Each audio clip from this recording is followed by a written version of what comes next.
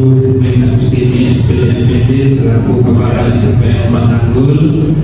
Yang saya hormati Bapak Ibu Guru SMPN Patanggul yang hari ini mengikuti diseminasi materi budaya positif dari calon guru penggerak. Dalam hal ini akan nanti disampaikan oleh Bu Putri. Salawat serta salam selalu kita curahkan kepada junjungan kita Nabi Muhammad SAW yang telah membawa kita minatul madinatul. Bapak Ibu, seperti yang sudah saya sampaikan tadi bahwa ini adalah ini merupakan aksi nyata dari salah satu calon guru penggerak, ya, di mana ini merupakan tugas yang nanti akan di-upload di LMS-nya guru penggerak. Pada hari ini, yang pertama kita akan melakukan pembukaan, yang kedua nanti kita akan membaca menyanyikan lagu Indonesia Raya, kemudian ada sambutan dari Ibu Kepala Sekolah, kemudian dilanjutkan dengan acara inti, kemudian mungkin ada tanya jawab nanti terkait dengan materi, kemudian ditutup dengan doa. Bapak Ibu, mari kita buka acara pada malam hari pada siang hari ini dengan bacaan basmalah bersama-sama. Bismillahirrahmanirrahim. Selanjutnya menyanyikan lagu Indonesia Raya.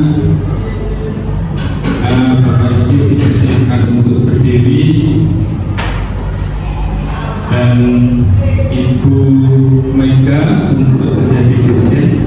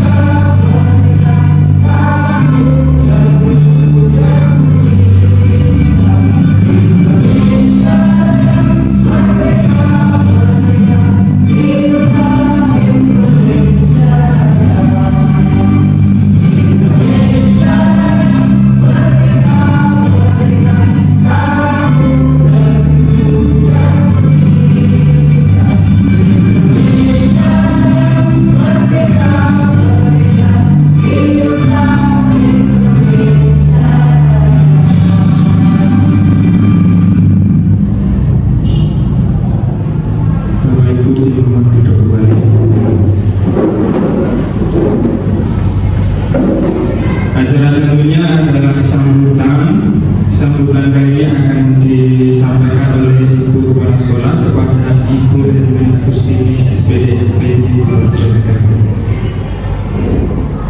Terima kasih. Bismillahirrahmanirrahim. Assalamualaikum warahmatullahi wabarakatuh.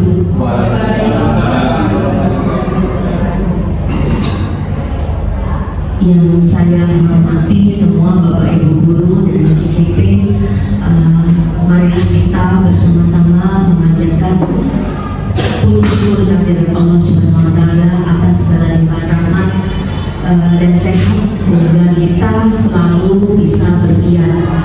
Salawat salam tentunya kita haturkan kepada junjungan kita Nabi besar Nabi Muhammad Sallallahu Alaihi Wasallam. Mudah-mudahan kita semua dapat mengikuti langkah beliau ridho Allah Subhanahu wa Ta'ala. Bapak Ibu, hari ini adalah pelaksanaan destinasi yang akan disampaikan oleh Ibu Putri di SMP 4 Tanggul. Acara ini, harapan dari acara ini saya selaku kepala sekolah, mudah-mudahan dari apa nanti yang akan disampaikan oleh Bu Putri itu bisa memberikan kita ilmu baru. Ini sebenarnya ilmu, bukan ilmu baru, ini ilmu yang harus kita miliki sejak dahulu, cuma mungkin teknisnya, cara penyampaiannya, cara membudayakannya itu ada inovasi-inovasi baru dari Bu Putri nanti. Mudah-mudahan apa yang disampaikan oleh para CGP di SMP kita itu menjadi sesuatu yang memang benar-benar kita semua, khususnya Bapak Ibu guru dulu ya, kita semua mampu menyerap ilmunya, mampu mengajari diri kita sendiri terlebih dahulu untuk berbudaya disiplin positif. Kalau kita sudah mampu berbudaya disiplin positif, insya Allah nanti kepada anak-anak kita itu akan mudah membawanya. Jadi sebelum kita ke anak-anak, ke siswa, karena kita itu ke siswa adalah melayani, membimbing, membersamai mereka agar mereka juga bisa melaksanakan disiplin-disiplin positif yang akan kita terapkan. Saya berharap bahwa apapun yang dilaksanakan oleh CGP tidak hanya sekedar memenuhi target sehingga dokumen-dokumennya menjadi dokumen tanpa makna setelahnya selesai, tapi tidak seperti itu. Saya ingin semua yang dilaksanakan benar-benar dilaksanakan di sekolah ini sehingga kita bisa membersamai anak didik kita dengan lebih bijaksana. Tidak ada lagi kata hukuman atau kata negatif pada anak kita, yang itu menjadi kesulitan kita bersama. Bagaimana kita menyadarkan anak-anak agar mampu berkegiatan positif, agar mampu mendisiplinkan diri mereka dengan kesadaran, bukan rasa takut. Nah, itu sekali lagi saya kembali di awal, semua itu akan terlaksana kalau kita bersama-sama, kita sendiri, kita mulai dari diri kita sendiri terlebih dahulu, baru kita akan bisa mengajar anak didik kita semuanya. Itu saja. Jadi tumpuan dari setiap kegiatan yang kita laksanakan adalah kemanfaatan. Mari niatnya ditetapkan terlebih dahulu bahwa niat dari destinasi ini, niat dari semua CGP adalah bagaimana mereka menemukan ilmu, berinovasi, kemudian bagaimana meningkatkan kompetensi diri yang bisa memberikan manfaat kepada semua guru untuk melayani para siswa yang menjadi tanggung jawab kita di dunia dan di akhirat. Ya, mudah-mudahan destinasi ini membawa manfaat yang lebih manfaat lagi kepada kita semua. Mari dengan ucapan Bismillahirrahmanirrahim, mudah-mudahan apa yang akan dilaksanakan oleh Bu Putri bisa bermanfaat untuk kita dan untuk siswa kita, juga akan bermanfaat untuk semua di sekolah kita dan masyarakat tentunya. Terima kasih, itu sambutan dan harapan saya. Mudah-mudahan menjadi ketetapan tujuan kita bersama. Terima kasih. Mohon maaf bila ada salah kata. Wassalamualaikum warahmatullahi wabarakatuh. Waalaikumsalam warahmatullahi wabarakatuh. Acara selanjutnya dalam acara ini, dalam hal ini akan langsung dari Bu Putri menyampaikan materi tentang budaya positif. Tempat, waktu, silakan. Assalamualaikum warahmatullahi wabarakatuh. Terima kasih.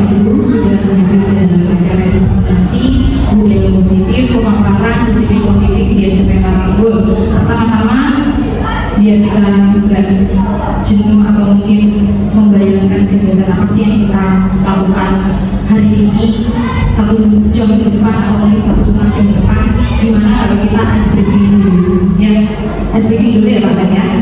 Ya, Bapak Ibu monggo silakan berdiri. Kita SPG dulu Bapak Ibu. Semangat biar semangat dari Ibu. Ya, SPG-nya ada. Ketika saya bilang dor, Bapak Ibu dor juga, dor gitu. Terus ketika saya bilang Bapak Ibu yang Bapak Ibu kan ada gitu ya Bapak Ibu. Tapi ketika saya bilang dor, Bapak Ibu harus tolong ditahan rasa malunya. Siap ya Bapak Ibu ya. Ingat ketika saya bilang dor, Bapak Ibu dor. Ketika saya bilang bu, Bapak Ibu gitu ya. Tapi ketika saya bilang dor, Bapak Ibu ya. Oke, siap.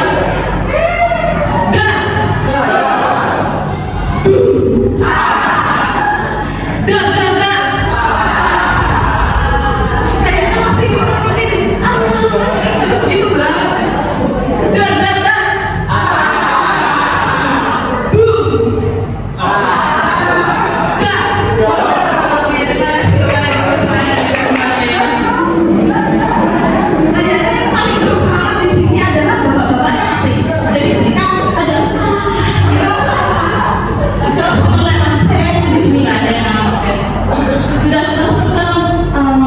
Gitu banget.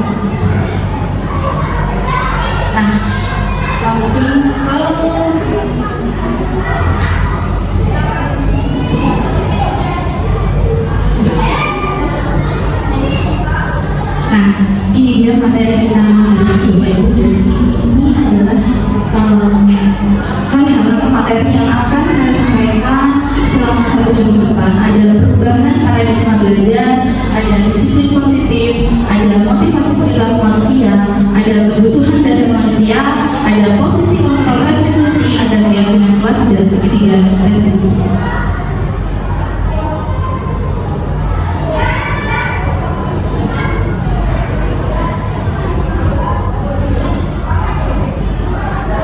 Ya, perubahan paradigma belajar. Paradigma itu apa sih Bapak Ibu? Nah, ini menurut Badan Nasional Sertifikasi Profesi atau BNSP 2010 adalah cara pandang dan proses pemahaman. Jadi perubahan terhadap cara pandang yang dulunya ya proses pemahaman belajar dari next slide. Yang dulunya kita itu sebagai guru sering sekali menerapkan model belajar yang teacher center. Teacher center itu apa sih Bapak Ibu? Iya, berpusat pada guru. Jadi dulu atau mungkin sekarang masih banyak juga yang menerapkan model belajar ini. Jadi teacher center berpusat pada guru. Jadi hanya menggunakan metode ceramah yang kurang bisa mengupgrade model. Nah, sekarang di abad 21 itu ada yang namanya student center. Jadi berpusat pada murid yang berpihak pada murid.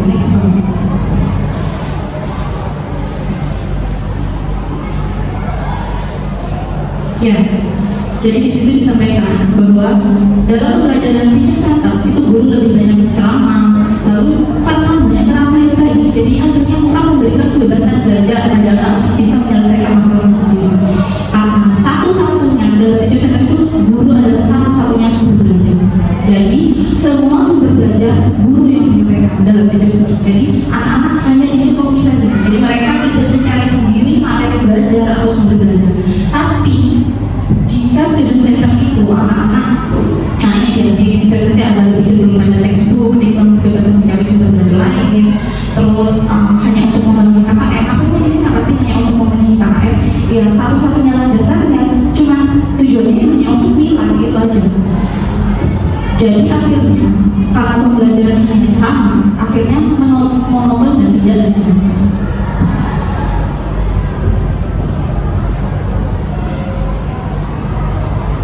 Ya, dalam pembelajaran yang berpusat pada murid atau yang berpihak pada murid yang saat ini digembar-gemborkan oleh calon guru berat dan IKN, kurikulum pendidikan saat ini kan seringkali kita bilang berpusat pada murid, berpihak pada murid. Nah ini apa sih sebenarnya?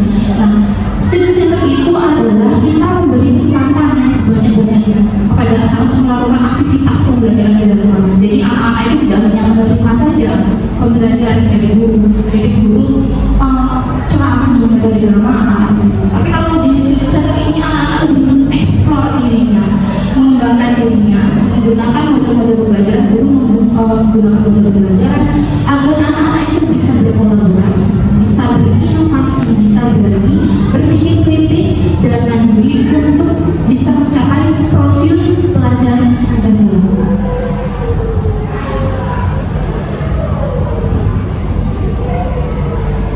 Ya, jadi ya, pembelajaran abad 21 kita semua gimana sih pembelajaran abad 21 itu? Nah itu pembelajaran di mana kurikulum yang dikembangkan untuk sekolah untuk mengikuti tuntunan zaman atau masa depan di mana peserta didik harus memiliki kecakapan berpikir dan belajar. Nah, sebelum kita menuntut dan menuntut anak-anak kita untuk aktif dalam mengikuti tuntunan zaman, ada baiknya sebagai guru kita juga harus bisa upgrade diri kita agar kita bisa menyembuhkan yang terbaik buat anak kita, agar kita bisa menuntut mereka sesuai kodrat alam. Nah sekarang ini banyak sekali kata-kata isi kodrat alam, kodrat zaman. Apa sih kodrat alam, kodrat zaman itu? Bahwa kita harus bisa memenuhi kebutuhan murid sesuai dengan zamannya mereka. Nah kalau dulu kan belum ada nih yang namanya video-video, belum ada yang namanya media pembelajaran yang audiovisual. Jadi masih ya itu tadi ceramah, karena cuma dulu belum ada yang namanya HP mungkin, belum ada yang namanya televisi dan lain-lain. Jadi seperti itu saja gitu. Tapi sekarang di abad 21 ini kan kita sudah banyak sekali yang namanya video pembelajaran yang berperan di mana-mana seperti itu. Jadi kita menggunakan media-media tersebut untuk mewujudkan kecakapan berpikir dan belajar anak. Jadi biar anak-anak itu cakap gitu. Nah itu terwujud bila mana pembelajaran yang dilakukan lebih berpihak kepada anak.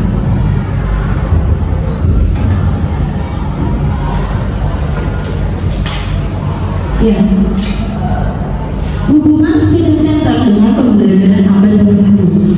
Apa sih hubungannya pembelajaran abad 21 dengan pembelajaran yang berpihak pada murid itu apa?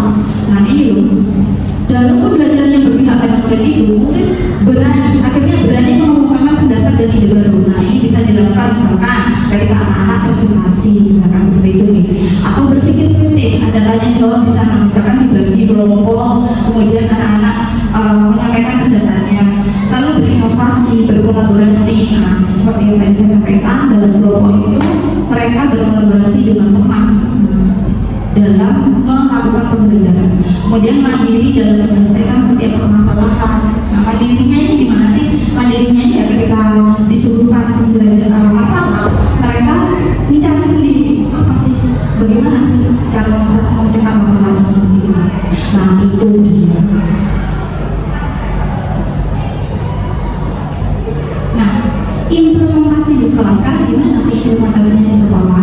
Untuk bisa merubah cara pandang warga sekolah untuk menuju sekolah yang berkarakter dan berwawasan kebangsaan tidak mudah. Dibutuhkan kolaborasi dan kesinergian antar warga sekolah, yaitu kepala sekolah, guru dan murid. Nah, seperti yang sudah pernah kita lakukan di sekolah kita di sekolah kita kan pernah melakukan IHT di Bapak Ibu in-house ini. Nah, di situ kan juga salah satu cara untuk mewujudkan ini pembelajaran yang berwawasan abad 21 ini. Jadi dibutuhkan kolaborasi, bukan hanya jadi pembelajaran ini tidak bisa diwujudkan oleh satu orang saja, tidak bisa. Misalkan hanya saya saja, atau Pak Alex saja, atau Bu Hendra saja, Astia saja, tidak bisa. Semuanya itu harus berkolaborasi antara kepala sekolah, guru, semuanya, dan menjadi kompak gitu di wadah.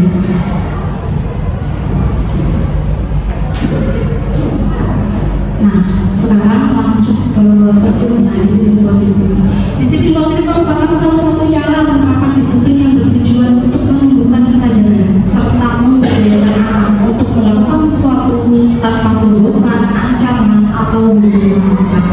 Sekarang di sini kita bahas sekarang di sini adalah disiplin positif bagaimana kita menumbuhkan dulu ya, menumbuhkan kesadaran anak-anak tentang disiplin itu apa sih? Tanpa mereka itu ketakutan, maksudnya ketakutan di sini misalkan anak-anak yang datang terlambat ke sekolah kita itu datang itu apakah dia karena takut dihukum sama kesalahan atau karena pengen dipuji sama temannya, misalkan aku hebat datang pagi terus bagaimana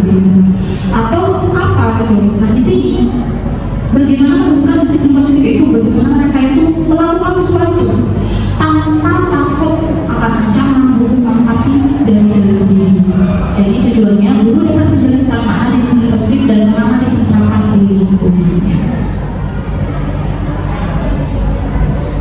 Nah, baik, sekarang kita bermain game dulu. Main gamenya itu sangat sederhana sekali. Nah, sekarang kita berpasangan ya. Bapak-bapaknya maunya apa? Aku aja maunya pasangan sama siapa, Pak? Mau pasangan sama siapa, Pak? Aja. Sama Mas Mega atau sama saya? Kita main game dulu ya, Pak. Kebetulan di sini Mas Fahmi nggak usah ikut dulu, harus merelakan ya, Mas Fahmi. Memang merelakan itu tidak mudah sebenarnya. Jadi Bu Enda di sini berpasangan dengan Bu Wahyu, kemudian Bu Mega berpasangan dengan Bu Dwi, Pak Muhajir sama Pak Eko, iya, berpasangan yang ada ya, Setia sama Bu Santi. Oh iya, Bapak Wahyu sama saya atau sama Anda? Bagus ya. Ingat pilihan dan menentukan masa depan dari sekolah ini. Nah, bermain gamenya ini gimana sih kita? Kita tentukan di antara pasangan ini siapa yang mau mengangkat tangan? Siapa? Ayo coba. Salah satu udah di sini Bu Dwi ya yang mau mengangkat tangan di sini. Jangan jatuh-jatuhan ya di sini. Siapa? Dua ya. Oke. Maksudnya oke. Siapa? Oke. Siap. Nah, sekarang instruksinya Anda ketika Anda mengangkat tangan siapa Anda? Ketika Bapak Ibu mengangkat tangan, anggap di dalam sini itu adalah sesuatu yang berharga. Saya pengen tahu sesuatu yang berharga dalam hidupnya Bu Dwi apa coba? Keluarga. Keluarga. Asik banget nih. Awas kalau jawab uang ya. Cinta dong. Cinta. Maksudnya apa yang paling berharga?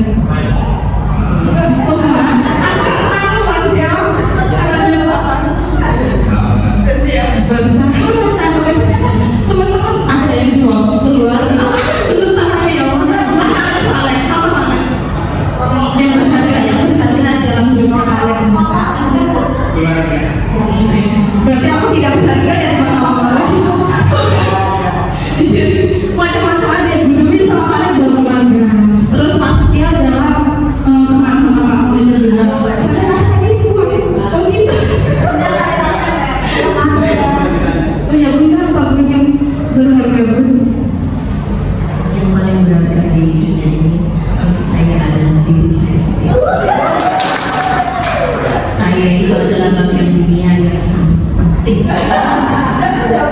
Boleh ada referensinya juga. Kita masing-masing itu punya kelebihan dan kekurangan. Dari kelebihan dan kekurangan kita itu kita sama-sama penting. Kita sama-sama penting. Ibaratkan lokomotif mau dia ada di ban, mau dia ada di lokomotifnya, mau dia ada di mur yang paling kecil, itu adalah bagian yang penting dari sebuah lokomotif untuk jalan. Sama dengan diri saya, apapun kelemahan dan kelebihan diri saya tetap penting untuk dilihat. Kalau tidak tepuk tangan masa depan Anda akan capek. Jadi sekarang silakan kepala. Anggap yang ada di dalam tangan Bapak Ibu itu sesuatu yang berharga. Tapi tadi ngomong balik. Nah sekarang pasangannya ini ya, ini sesuatu yang berharga nih. Ini nggak boleh terbuka. Ada sesuatu yang berharga loh di sini. Siapapun yang mengancam mau apa kayak pokoknya apapun orang bermain boleh. Instruksinya adalah ini sesuatu yang sangat berharga dan tidak boleh terbuka. Oke? Nah sekarang pasangannya harus memaksa temannya untuk membuka ini. Gimana caranya? Ayo siapa yang mau praktekin di depan guys? Ayo gimana? Siapa yang berani? Ayo gimana cara ngancamnya? Misalkan nih, gimana caranya pasangannya itu memaksa pasangan ini loh temannya itu dibuka? Gimana? Ya hanya siapa yang mau praktekin satu saja, kalau semua nanti bisa-bisa disiplinasinya 5 jam. Siapa yang mau praktekin di bunda nih kayak sama? Ya, paling terus memaksa bunda ya.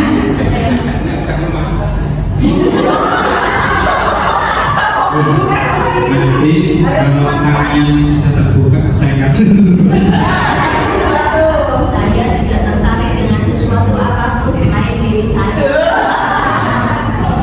Menjadi diri sendiri itu boleh, tapi kita harus open-minded. Open-minded ya. Untuk apa alasannya? Ya, biar kita bisa kolaborasi bersama-sama saling terbuka. Wujudannya mau juga ya? Sudah yang lain ternyata saya besar. Ternyata tidak tergoda. Siapa yang mau ini? Siapa yang mau praktek membujuk rekannya dengan rekan atau mungkin bentak ancaman? Siapa? Gak ada ya Pak Ibu ya. Semua ini kan nggak usah pakai. Nah sudah dicontohkan. Sudah dicontohkan oleh Pak Arya dan Bunda. Ternyata sudah dikasih ini loh. Rayuannya ini mau banget loh. Kasih nanti sesuatu kalau sampai ini mau dibuka. Ternyata Bunda mau nggak buka tangannya? Nggak mau kan? Karena apa coba Bapak Ibu? Iya, karena memiliki prinsip. Prinsipnya apa tadi? Iya, karena prinsipnya Bunda tadi ini diriku sendiri. Aku nggak boleh ini sampai buka. Soalnya ini hal yang penting, menurut aku penting begitu ya. Next slide.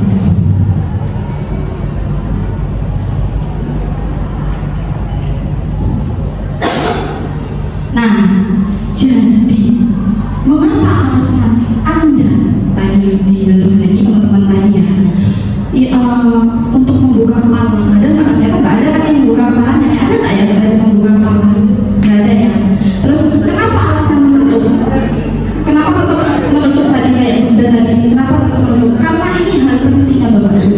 Nah, karena ini hal penting karena sudah tertanam dalam diri bahwa ini hal penting, saya tidak boleh membuka tangan ini. Maka apapun yang orang bilang, entah itu ancaman, godaan, ini, harta, tahta, wanita, tidak akan bisa gue. Ciri kok kayak kok tangan.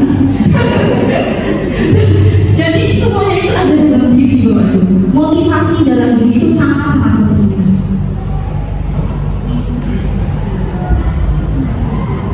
Nah, ini dia jatuhnya akhirnya di sini. Jadi film tadi ternyata ada maksudnya. Maksudnya itu ini loh, bahwa kita selama ini memiliki ilusi.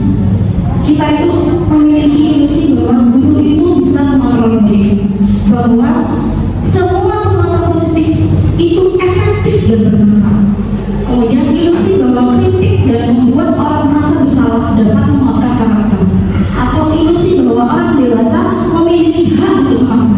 Jadi selama ini kita kayak punya apa ya, mindset dalam diri kita, wah aku super power di sini, misalnya saya gitu mas, saya sebagai guru super power mau menghukum anak terserah misalnya, ya oh kenapa? Saya tadi misalkan lagi ini jalan kaki, ada yang cerita sama orang tahu, nggak bisa harus lari. Itu nah itu maksudnya di sini tuh ilusi bahwa orang dewasa memiliki hak untuk memaksa, ilusi bahwa kita bisa mengontrol semuanya.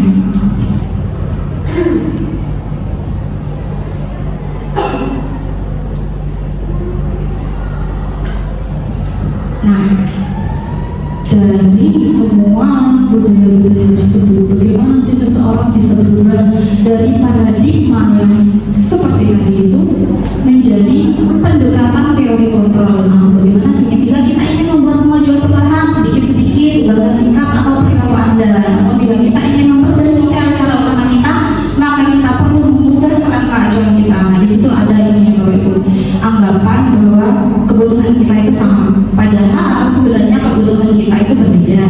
Lalu anggapan bahwa semua orang melihat hal yang sama. Padahal setiap orang memiliki gambaran dan perspektif yang berbeda.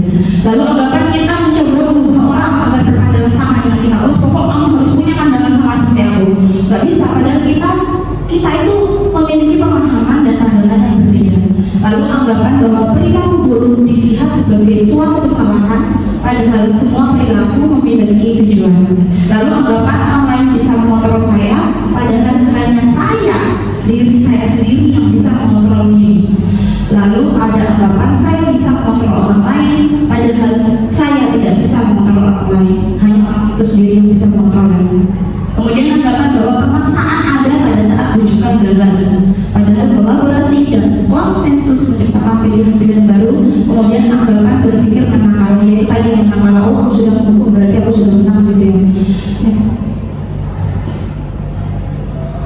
Nah, sekarang mari kita membahas tentang konsep disiplin positif yang merupakan unsur utama dalam terusnya budaya positif yang kita cita-citakan. Kebanyakan guru sangat tertarik dengan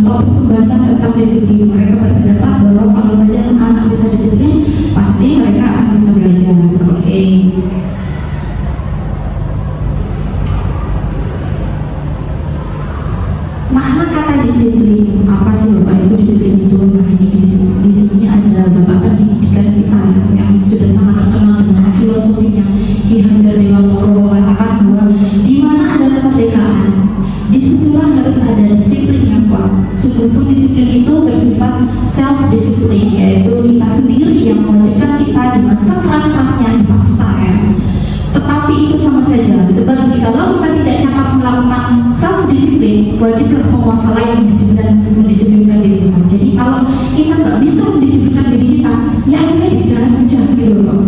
Bapak Ibu, jadi karena kita harus memiliki motivasi dalam diri untuk self disiplin ini tadi, membudayakan budaya positif ini tadi, ya dari dalam diri kita sendiri. Nggak bisa kita mengandalkan orang lain untuk merubah diri kita. Siapa sih yang bisa merubah diri kita? Pasti diri sendiri kan ya.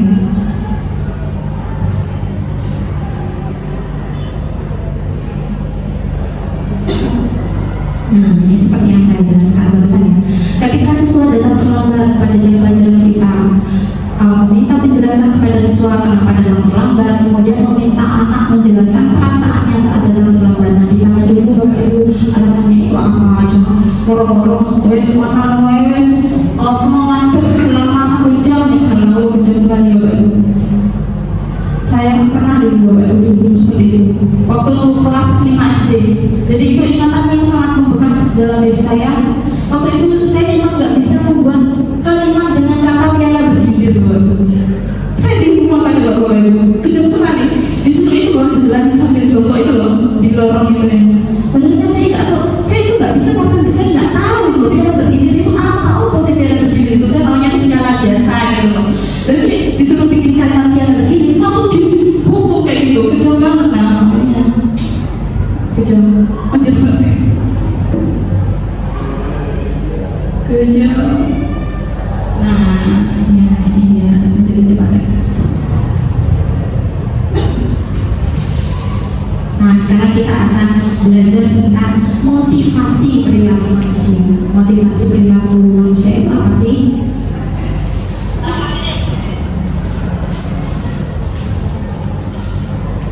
Dalam bukunya Jane Dawson menjelaskan ada 3 perilaku manusia. 1, apa nih?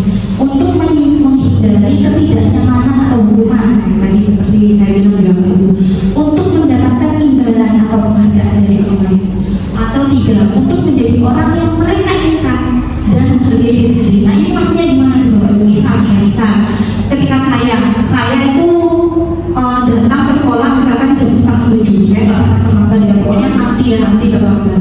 Itu apa sih motivasi saya itu melakukan itu? Apakah 1, saya menghindari ketidaknyamanan, aku udah terlambat kok jadi dia ini bebek misalkan. Atau 2, untuk mendapatkan imbalan atau penghargaan orang lain. Jadi saya nggak mau terlambat karena saya itu pengen dipuji gitu kan. Betul dulu atau kita aku pengen mendengar, saya pengen mendengar kata-kata itu misalkan. Itu motivasi yang lainnya. Apakah saya pengen menghindari hukuman?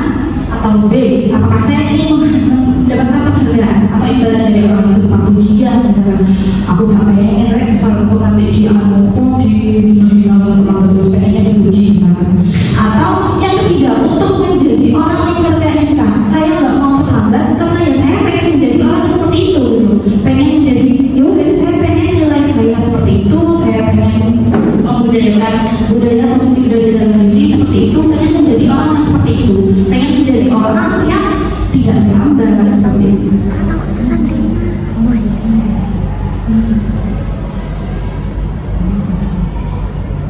Nah, ternyata motivasi ini terbagi menjadi 2. Ada motivasi intrinsik atau internal dan ada motivasi eksternal. Motivasi eksternal itu apa saja sih? Nah, itu tadi yang tadi melakukan sesuatu kalau takut dihukum untuk biar takut apa sih? Ada tidak nyaman misal aku juga tahu ya aku dan terlambat kayak gitu. Atau merupakan ajarnya internal.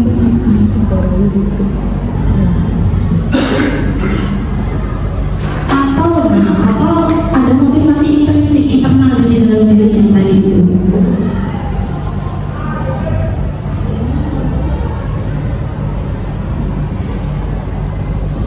Ya, jadi individu berperilaku untuk mendapatkan imbalan atau penghargaan dari orang lain. Cirinya individu dengan motivasi ini akan bertanya, apa yang akan saya dapatkan apabila saya melakukannya? Kemudian melakukan sesuatu tindakan untuk mendapatkan pujian dari orang lain yang menurutnya penting, dan melakukan sesuatu untuk validasi ya, kalau zaman awal aja mau bilang validasi.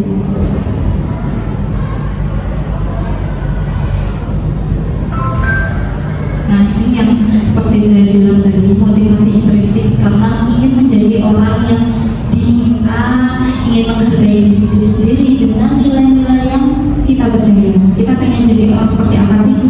Pengen menjadi orang yang disiplin, pengen menjadi orang yang saling menghormati, ingin menjadi orang yang seperti apa gitu. Kita tanamkan dalam diri kita dulu, baru setelah itu kita tanamkan ke diri anak-anak.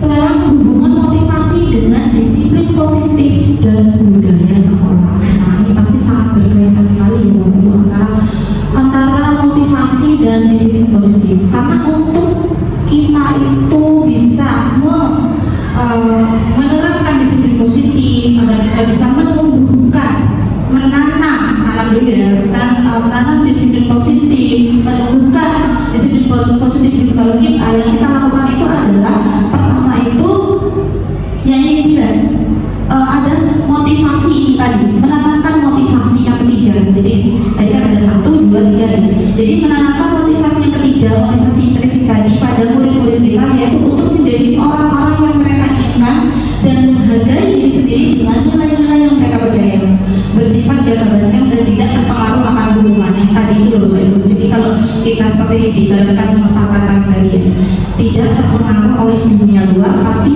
motivasi dari dalam diri untuk menjaga nilai-nilai. Jadi yang kita itu yang berharga tadi itu kita anggap sebagai nilai-nilai yang kita inginkan di dalam diri untuk menumbuhkan disiplin positif, nilai kebajikan, menjunjung tinggi nilai-nilai yang dihargai.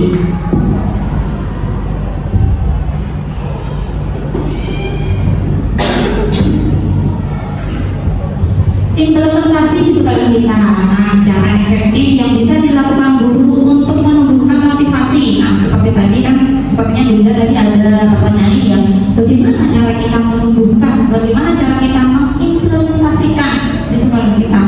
Nah, ini loh caranya. Yang pertama, memberikan kesempatan yang penuh pada murid untuk selalu aktif dalam kegiatan belajar. Nah, jadi misalkan nih, dengan dia itu disuguhkan pembelajaran yang mereka itu bisa mengeksplor diri mereka, bisa menumbuhkan nilai-nilai, misalnya tadi itu berkolaborasi, bernalar kritis, kemudian berinovasi seperti itu.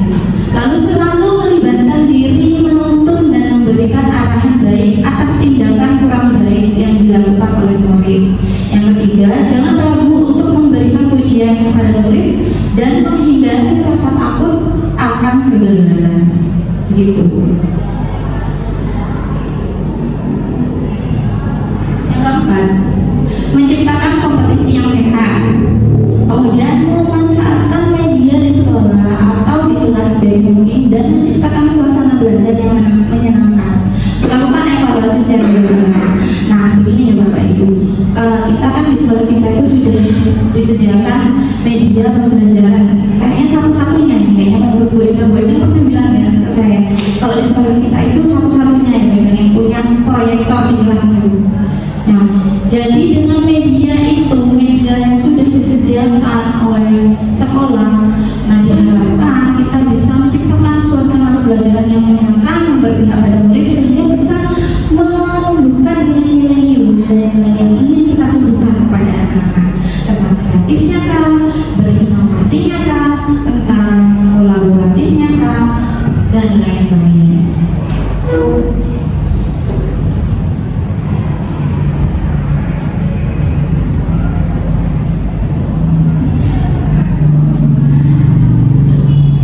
Ya, jadi diharapkan dengan kita dengan strategi tadi itu, kita melakukan strategi yang implementasi tadi itu di sekolah, diharapkan kita bisa menuju atau bisa mewujudkan murid dengan karakter profil belajar masing-masing. Siapa yang masih ingat? Siapa yang masih ingat bagian? Siapa yang bisa ini? Siapa? Maksudnya ya, suaranya maksudnya bagus.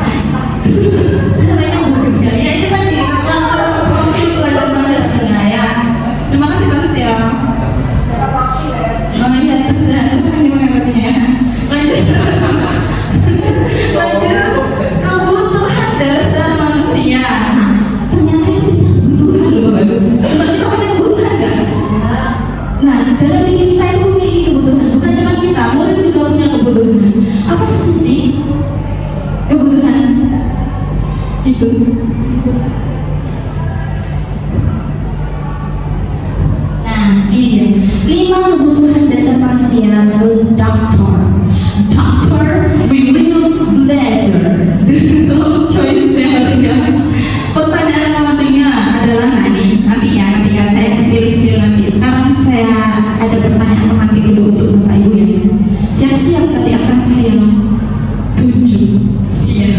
Pertanyaan penting adalah Ibu Titis, guru lagi kelas 7B di SNPN 4 Tanggul, sedang bingung menghadapi ulah salah satu murid di kelasnya, namanya Adit. Nah, beberapa anak di kelas 7D telah datang padanya dan mengeluhkan Adit yang seringkali meminta bekal makan siang mereka dengan paksa. Jika Anda menghadapi situasi seperti Ibu Titis, apa yang Anda lakukan? Menurut Anda kira-kira alasan Adit itu kenapa sih melakukan itu? Coba siapa yang mau menjawab? Mungkin dari Pak Manajer atau Bu Ena ini senior atau Pak Alex sendiri? Jangan disusul dulu Pak Alex. Oke Bu Ena, silakan. Mungkin yang nasihatnya perlu semua apa dari dulu. Jadi perbiarannya kita minta ke temannya. Ya. Adit kan ada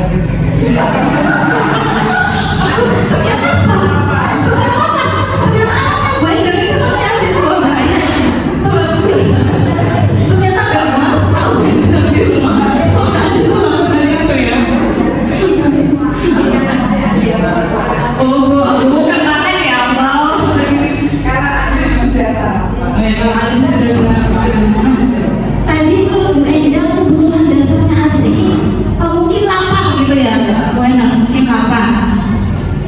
Nah, ini dia Bu Enda. Ternyata 5 kebutuhan dasar manusia itu, nah kebutuhan kita dan murid-murid kita itu ada kebutuhan bertahan hidup, ada kebutuhan kasih sayang nih, kayak tuna asmara kayak saya nih ya, itu butuh kasih sayang kalau Bapak Ibu.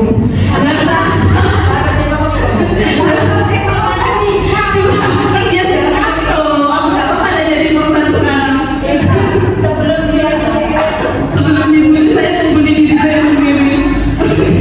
Kebutuhan kasih sayang dan rasa diterima, kebutuhan untuk diterima, kemudian kebutuhan penguasaan, kebutuhan pengakuan.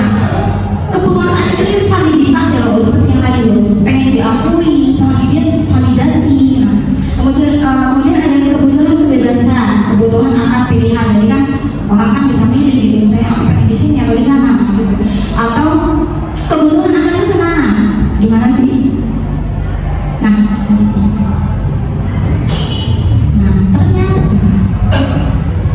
ternyata Adit itu tadi itu benar memang seperti yang dibilang oleh Bu Enda. Kebutuhannya dari kebutuhan 5 kebutuhan tadi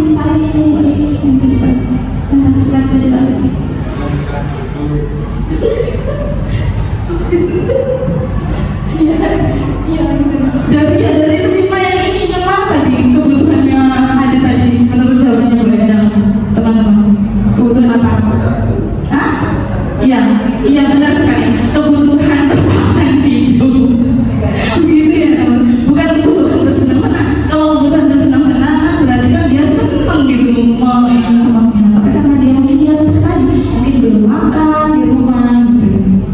Kalau sekali, kalau berkali-kali. Nah, ini bahaya nih. Ya, mungkin karena itu tadi di rumah tidak disiapkan makanan sehingga dia itu tidak apa ya? Dia itu sulit untuk bertahan hidup. Nah iya, semua orang senantiasa berusaha untuk memenuhi kebutuhannya dengan berbagai cara. Bila mereka tidak bisa mendapatkan kebutuhan dengan cara yang positif, mereka bisa melanggar peraturan atau melakukan hal-hal yang tidak sesuai dengan nilai dan kebajikan. Nah, jadi semua pelanggaran yang terjadi itu kan sebenarnya mereka ingin memenuhi kebutuhan dasar hidup. Misalkan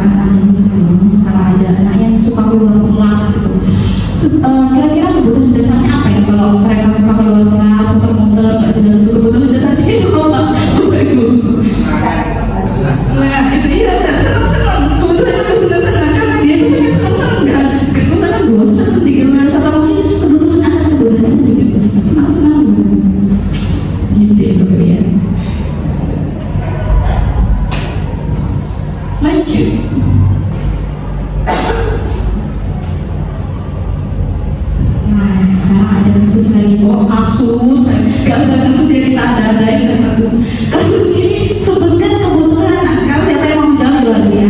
Sebutkan kebutuhan apa yang sedang berusaha dipenuhi oleh anak ini.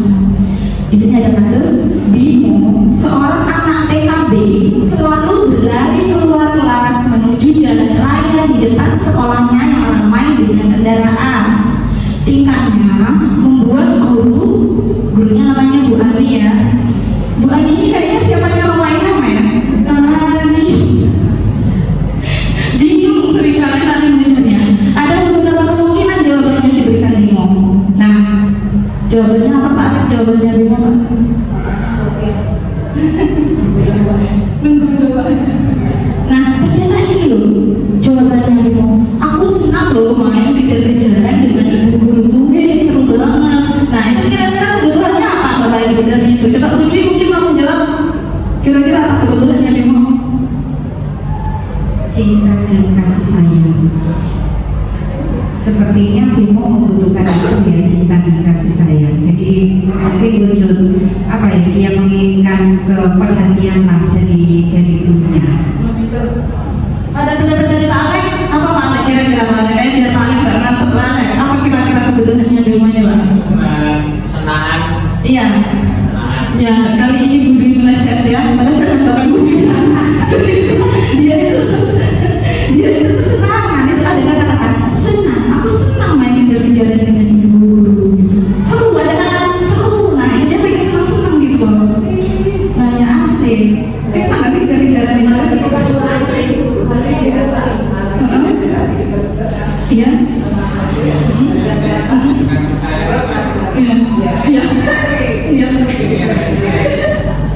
Iya, dia pakai. Iya, sini.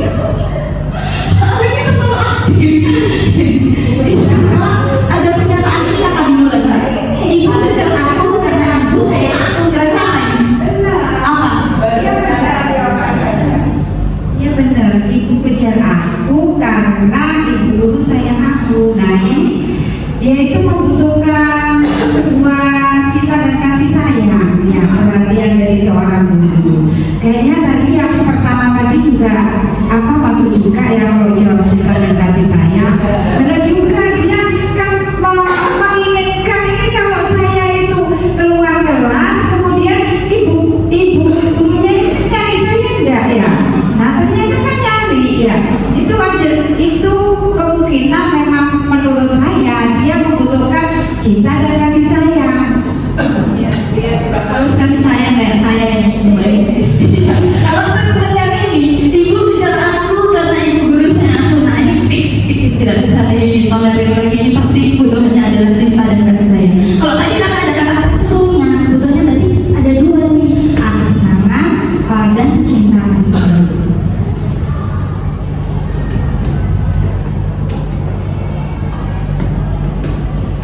Nah, ini kalau misalkan Bimo jawabannya gini, aku bosan loh belajar mewarnai terus di dalam kelas. Nah, kira-kira kebutuhannya apa? Coba siapa? Oh, kebebasan ya, benar sekali. Jadi dia tuh pengen bebas, pengen gimana kalau sekali-kali kita belajar di luar sih. Nah, makanya guru harus paham itu kebutuhan murid. Jadi misalkan sudah bosan anak-anak di dalam kelas, bawalah sekali-kali ke luar.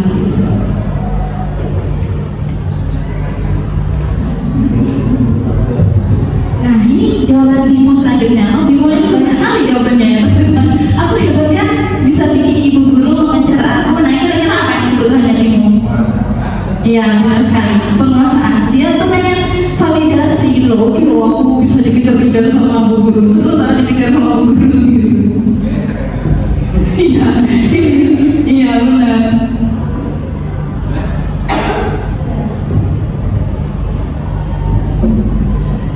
Nah, sekarang ada kasus lagi ya. Sebutkan kebutuhan apa yang sedang berusaha dipenuhi oleh anak-anak ini. Kasusnya saya bacakan dulu Bapak Ibu. Tahun ini Dimas genap berusia 17 tahun. Dia senang sekali ketika ayahnya mulai mengajarkan cara menyetir mobil. Setiap akhir pekan dia berlatih menyetir. Dia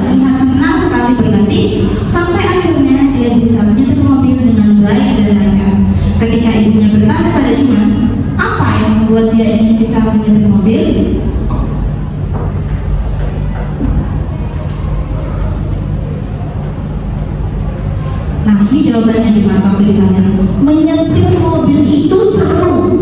Nah, apa itu Pak kebutuhannya? Ya, kesenangan. Ternyata sudah mulai mahir.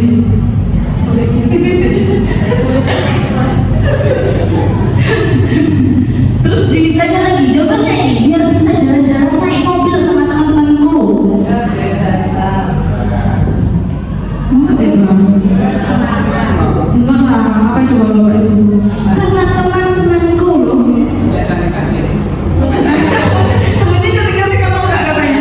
Iya, apalagi kalau temennya itu bening-bening dua-dua yang fix ini butuh kasih sayang sih.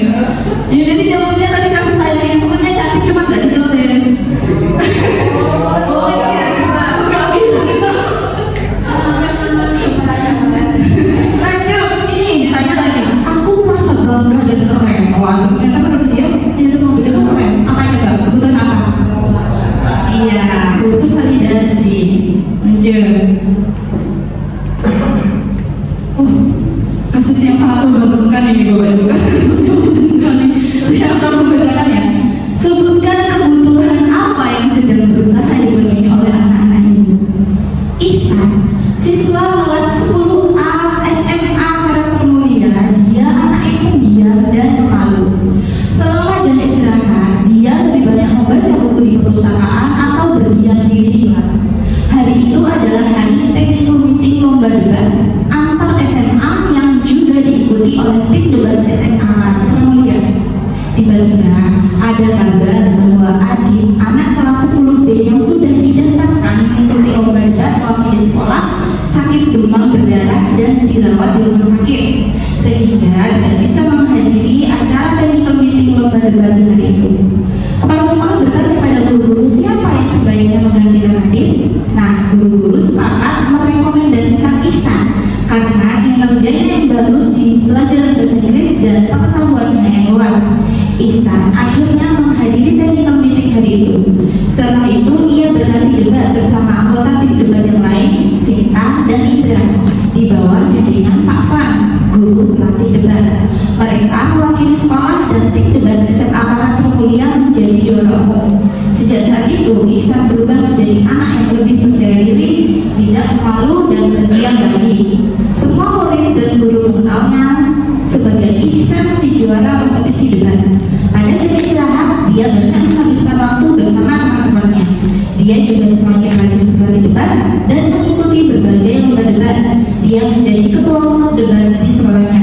Dia mempromosikan klub debat agar anggotanya bertambah dan dia juga bersemangat melatih juniornya di klub debat sekolah. Nah, kira-kira kebutuhan dasar mana yang terpenuhi pada Ihsan sehingga membuatnya berubah? Coba siapa yang bisa menjawab kasus ini? Angkat tangan, jangan angkat kaki, cukup angkat tangan. Ayo berikan sekarang.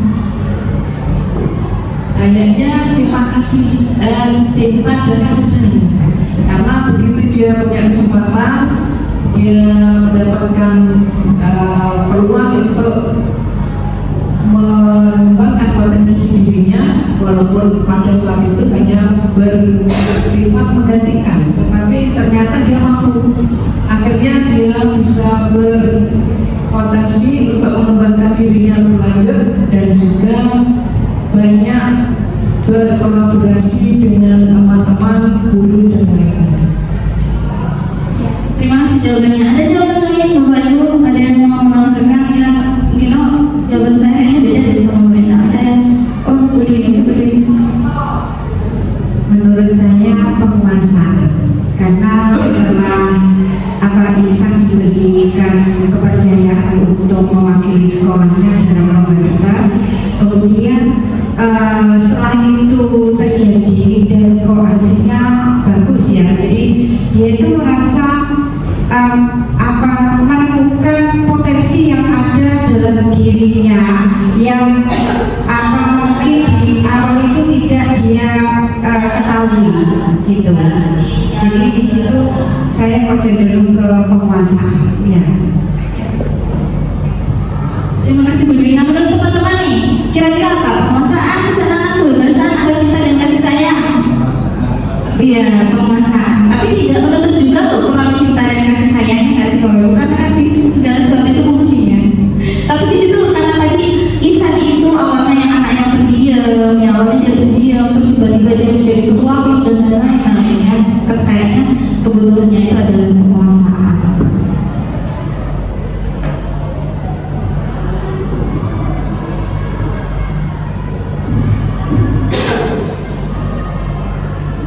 Nah, sekarang kita belajar tentang motivasi. Yang tadi itu Bapak Ibu ya. Kita belajar tentang 5 posisi kontrol. Apa sih 5 posisi kontrol itu? Nah, ini peran guru di sekolah itu ternyata ada 5 posisinya. Apakah A sebagai penghukum, B pembuat rasa bersalah, C sebagai teman, D sebagai pemantau, atau D sebagai manajer. Nah, kira-kira kalau Pak Alex selama ini di sekolah sudah menerapkan posisi kontrol yang mana nih Pak? Saya yang pemantau. Pemantau. Kalau pemantau apa yang biasanya dilakukan Pak? Pemantau itu lebih kepada hanya mentaati peraturan. Jadi peraturannya apa, ya itu diterapkan itu saja, sebatas itu. Kalau terlambat di peraturan sekolah harus misalkan harus apa yang harus dilakukan, misalkan hanya pemantau saja. Ya, siapa yang memposisikan diri sebagai ini teman, manajer, yang lain menghukum, membuat rasa bersalah? Siapa yang mau tunjuk tangan? Pak, ini Pak Setio, Pak Eko sama yang memposisikan diri sebagai apa nih Pak Eko? Kalau saya memposisikan diri sebagai teman dengan posisi sebagai teman, keakraban, dan merubah mindset siswa yang awalnya sukar, takut mau ngobrol, menyampaikan pendapat, kepada guru itu putus, sehingga anak-anak itu bebas untuk bertanya serasa seperti teman biasa, sehingga guru juga akan mendapatkan hasil apa masalah siswa tersebut sehingga anak tersebut berbuat seperti itu. Oke. Terima kasih Pak Eko. Ada lagi yang pengen saya kayaknya selama ini sudah menjadi pembuat rasa bersalah mungkin bisa. Baik soalnya.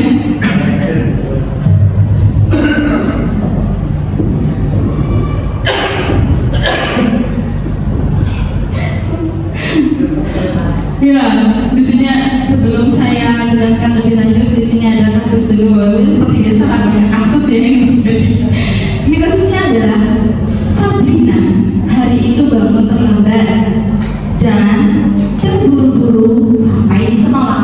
Dia pun akhirnya sampai di gerbang sekolah, tapi baru menyadari kalau tidak menggunakan sepatu hitam seperti tertera di gerbang sekolah.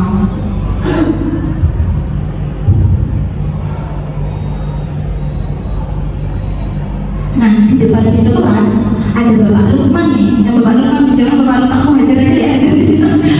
Bapak mau ngajar, mau berlarikan. Oh iya, nggak seperti itu ya, nggak apa-apa deh. Mau ngajar, mau berlarikan sepatu Sabrina yang berwarna coklat. Oh, langsung Sabrina berusaha menjelaskan bahwa dia terburu-buru. Pas saya itu terburu-buru dan salah mengenakan sepatu. Tapi apa yang dilakukan Pak Muhajir? Di sini Pak Muhajir malah menanyakan ke Sabrina, apa peraturan sekolah tentang seragam berwarna sepatu? Sabrina menjawab, sudah mengetahui sepatu itu harus berwarna hitam, tapi terburu-buru dan salah mengenakan sepatu. Selain tidak mungkin kembali pulang karena rumahnya jauh sekali, Pak Muhajir tetap bersikeras pada peraturan yang berlaku dan mengatakan, ya sudah, kamu sudah melanggar peraturan sekolah, kamu salah. Terus sudah terlambat, salah juga warnanya. Nah, cepat buka sepatu kamu kalau tidak bisa mengenakan warna sepatu yang diletakkan gitu misalnya. Nah, Sabrina meminta maaf dan memohon kembali kepada Pak Muhajir agar tetap dapat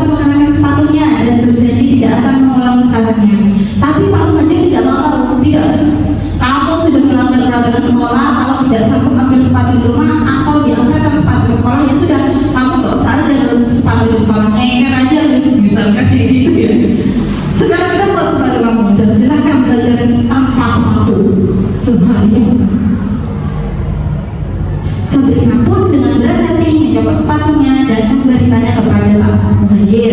Seharian dia tidak berani berkeliling sekolah karena malu dan lebih banyak berdiam diri di kelas tanpa alas sepatu.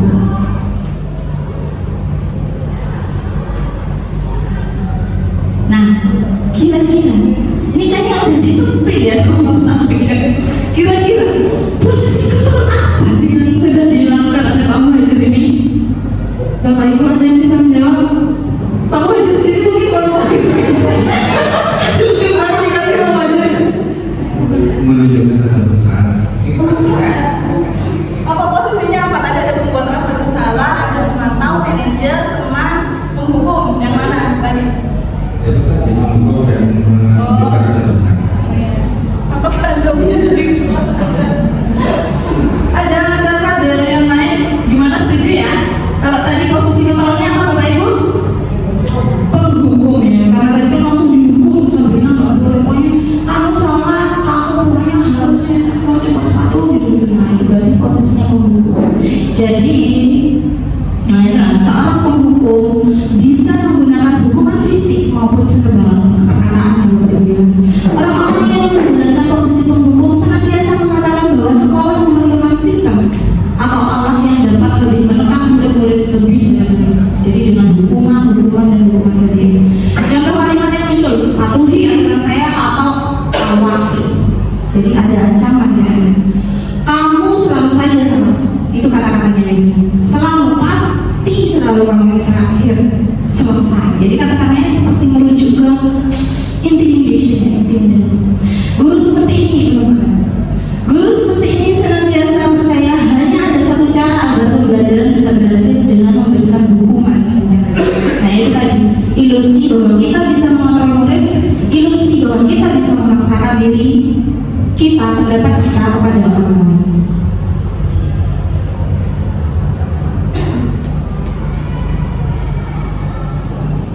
Nah, jika pembuat rasa bersalah itu Bapak Ibu, di posisi ini biasanya guru akan bersuara lebih lembut, kata-katanya lembut. Pembuat rasa bersalah akan menggunakan keheningan yang membuat orang lain merasa tidak nyaman, merasa bersalah atau rendah diri. Contoh kalimat yang muncul kalau posisinya itu adalah pembuat rasa bersalah. Ibu sangat kecewa sekali dengan kamu. Atau berapa kali ya Bapak harus memberitahu kamu ya? Atau gimana coba kalau orang tua tahu berbuat hal yang seperti ini? Nah, ini kata-kata yang biasa dilakukan oleh posisi pembuat rasa bersalah. Pada posisi ini murid akan memiliki penilaian diri yang buruk tentang diri mereka, merasa tidak berharga. Kata gitu loh, didiemin, ada kelingan yang didiemin. Pas didiemin, kalau ngomongnya gitu, ibu sangat kecewa sekali dengan anaknya. Jadi akhirnya anak-anak merasa tidak berharga dan telah mengecewakan orang-orang yang sudah disayang.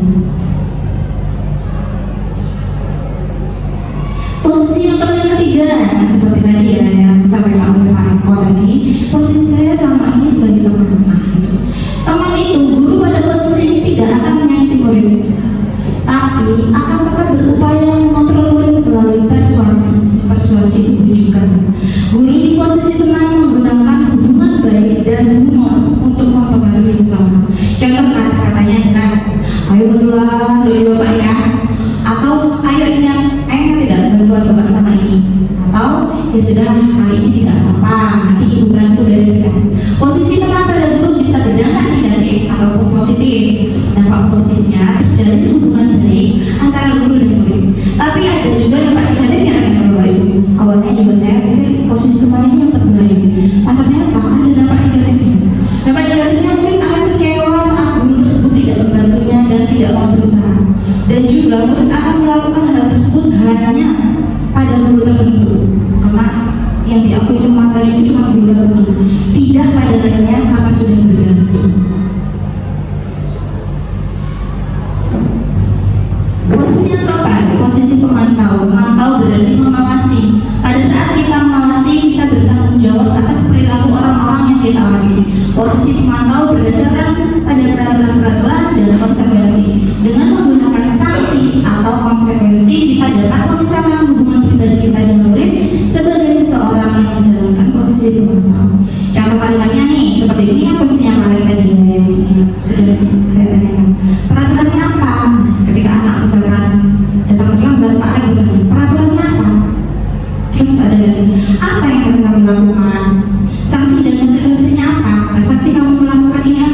kamu terlambat seperti ini. Nah, pada posisi ini biasanya guru mengandalkan perhitungan, catatan, data atas perilaku murid. Contoh posisi ini menggunakan stiker, slip catatan, daftar cek yang menunjukkan tanggung jawab dalam mengontrol murid. Itu yang Pak rekan yang baru. Iya.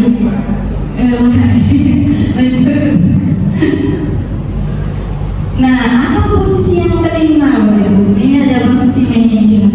Yang konon katanya posisi ini adalah posisi yang the best.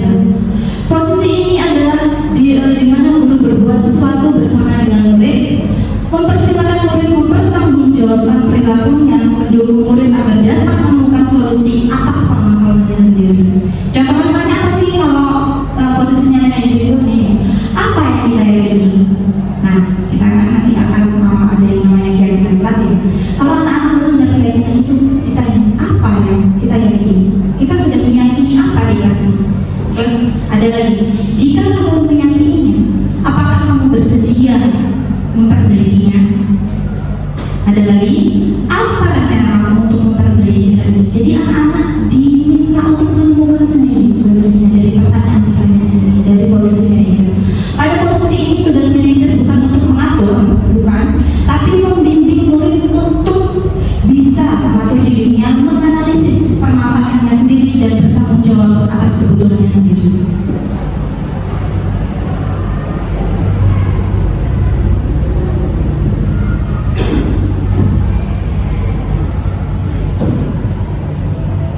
Nah, makanya Bapak Ibu ada yang namanya keyakinan kelas. Keyakinan ini harus kita susun bersama-sama. Ada perbedaannya loh antara keyakinan kelas kita.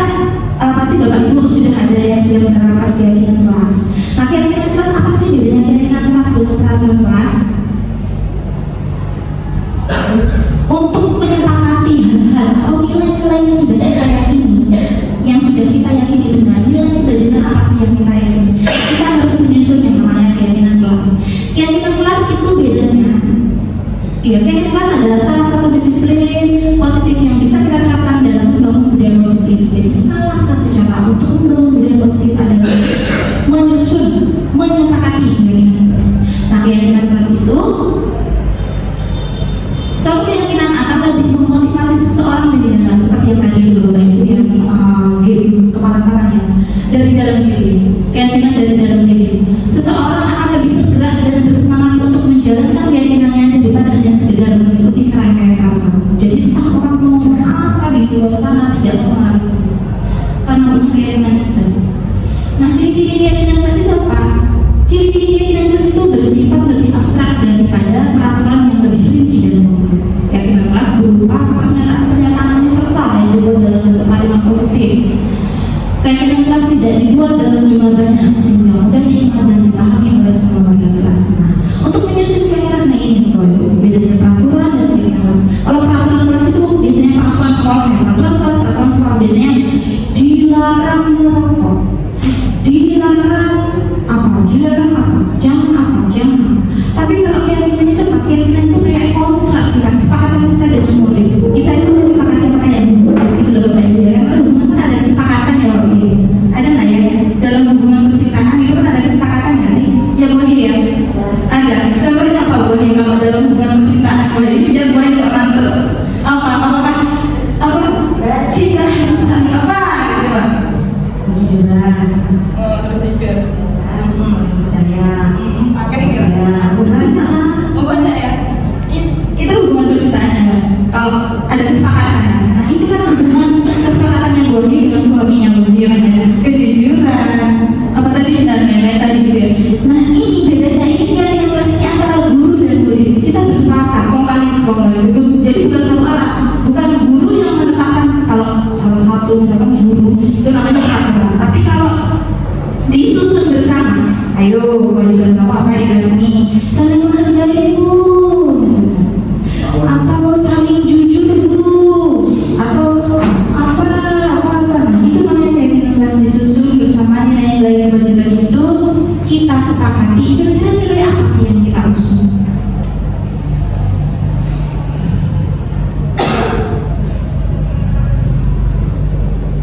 Nah tujuannya apa? Kenapa sih harus ada keyakinan kelas? Kenapa nggak peraturan aja? Kenapa harus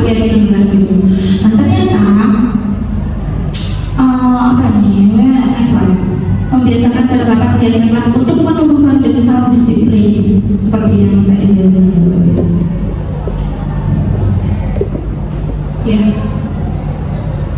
Lanjut ke sampai keyakinan kelas dulu. Apakah ada pertanyaan Bapak Ibu tentang keyakinan kelas sebelum kita ke segitiga restitusi? Tidak ada ya.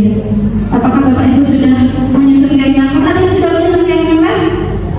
Ada. Boleh ada yang ingin sampaikan? Sudah menyusun keyakinan kelas Ibu? Sudah, cuma saya kok juga ragu apakah yang saya buat bersama anak-anak, keyakinan bersama anak-anak itu sudah benar atau belum, dalam mungkin dilihat dari segi apa kelengkapan yang atau mungkin dari segi tata bahasanya.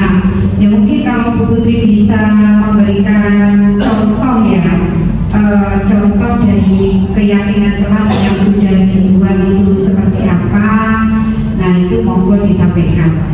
Nah ini saya memang sudah membuat keyakinan kelas dengan anak-anak. Jadi anak-anak itu satu kelas saya minta untuk menuliskan di papan kira-kira keyakinan kelas apa yang ingin kita terapkan di dalam kelas ini supaya lingkungan kelas kita itu, lingkungan belajar kelas kita itu bisa kondusif, aman, nyaman, seperti itu. Kemudian anak-anak sudah menulis semuanya.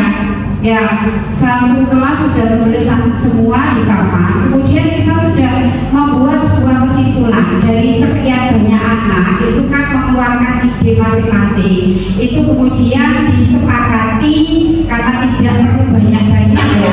Akhirnya disepakati ada berapa keyakinan kelas itu, kemudian dari sekian anak itu dirangkum. Nah, saya sendiri masih belum yakin apakah yang sudah kita buat di kelas 7B itu sudah benar atau masih sudah bisa dikatakan lengkap, benar, dan mungkin kalau butuh ada revisi, kalau Bu Putri bisa memberikan contohnya, semoga nanti saya revisi ya itu. Terima kasih Bu Dwi. Nah, kalau Bu Dwi tadi sebenarnya sudah benar tahapan-tahapan yang dilakukan oleh Bu Dwi tadi. Jadi anak-anak mau dan saya juga di kelas-kelas itu juga gitu Bu Ibu. Jadi di kelas-kelas yang saya ajar itu saya sebelum mengajar itu di pertemuan pertama itu saya itu menyusun keyakinan kelas terlebih dahulu. Jadi anak-anak saya suruh menggali kira-kira apa yang perlu kita sepakati di kelas ini. Misalnya harus saling menghormati Bu. Berarti nanti kami di kelas 7D harus saling menghormati dan menghargai pendapat teman misalkan.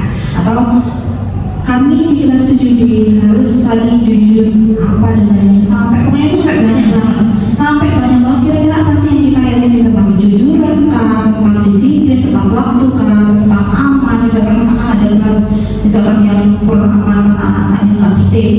Pokoknya dicari semua sampai sedetail mungkin. Kemudian kita cari yang sama itu kira-kira yang mana. Jadi yang sama nanti kita ngobrol jadi satu. Pokoknya yang kita sepakati itu apa nanti seperti itu.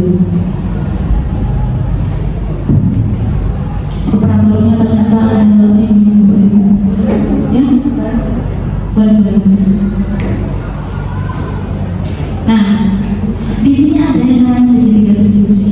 Segitiga restitusi itu adalah metode untuk penyusunan belum siapa ini?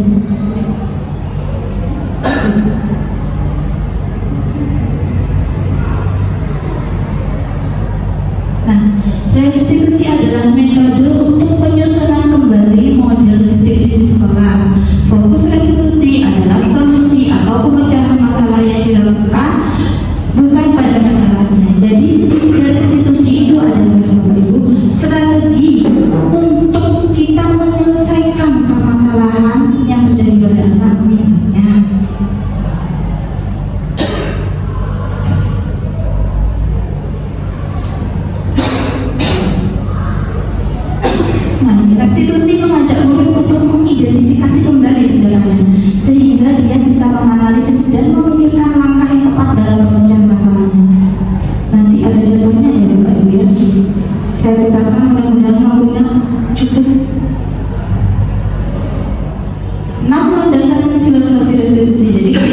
misalkan ya ada gambaran anak di kelas yang sering mengantuk gitu ya, gimana sih katanya nggak boleh buku, katanya nggak boleh berhenti, katanya nggak boleh membaca, terus gurunya ngapain gitu, gimana caranya kalau nggak boleh buku? Nah ini solusinya adalah dengan segitiga restitusi.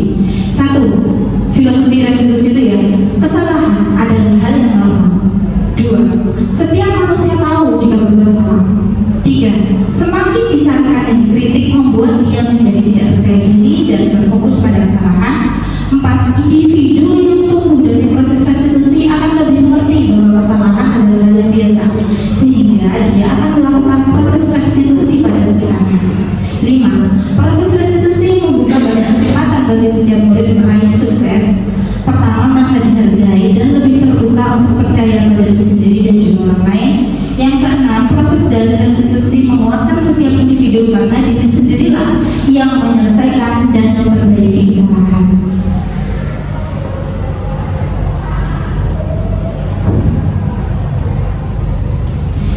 Ciri-ciri restitusi, nah nanti contohnya yang bagus sekarang ciri-cirinya dulu. Ciri-cirinya itu bukan untuk menembus kesalahan, tapi untuk belajar dari kesalahan. Dua, untuk memperbaiki hubungan, tawaran bukan paksaan, jadi bukan memaksa ya, kamu harus berubah, bukan gitu ya. Dan restitusi menuntut untuk melihat ke dalam diri, restitusi mencari kebutuhan dasar yang mendasari tindakan. Kemudian restitusi adalah cara yang paling baik. Restitusi fokus pada karakter, bukan tindakan. Restitusi fokus pada solusi, dan restitusi mengembalikan murid yang berbuat salah pada kelompoknya. Jadi ketika ada anak yang terlambat, kita tanya loh, kenapa? Ditanya bapak itu dulu juga pernah loh terlambat, seperti itu. Nah ini ada segitiga restitusi. Pertama itu ada menstabilkan identitas. Yang kedua validasi. Kemudian yang ketiga adalah menanyakan keyakinan. Kalau menstabilkan identitas misalkan ya, ada anak yang terlambat. Ini kata-katanya itu. Setiap orang pasti bakal melakukan kesalahan. Nah ini yang disampaikan nanti kemarin. Setiap orang itu pasti bakal melakukan kesalahan. Setelah menstabilkan identitas, kita baru langsung ke validasi. Apa ya? Kamu tentu punya alasan kenapa melakukan itu. Terus menanyakan keyakinan, nilai-nilai apa yang telah kita sepakati. Kamu ingin menjadi